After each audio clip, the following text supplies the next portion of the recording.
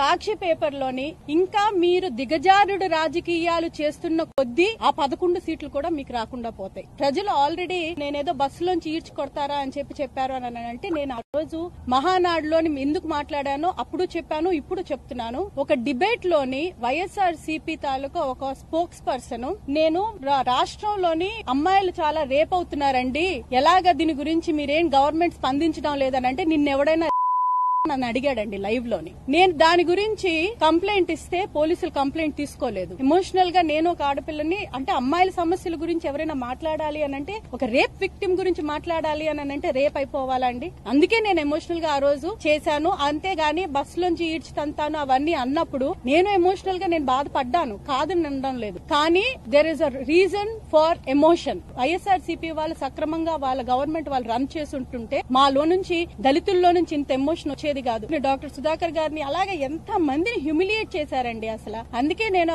ఈ రోజు మీ పద్ధతి మీరు మార్చుకోకపోతే మీరు ప్రతి మహిళని ఇబ్బంది పెట్టారు, ప్రతి ఒక్కరిని ఇబ్బంది పెట్టారు. మీ పతనానికి మీరే నాంది పలుక్కున్నారు, మీరు 11కు పడిపోయారు. ఇప్పుడు కూడా ఇంకా ఇలా చేసుకుంటూ పోతే నాలాగే ప్రతి ఒక్క ఆడపిల్ల తలకు ఉసురు పోసుకుంటారు.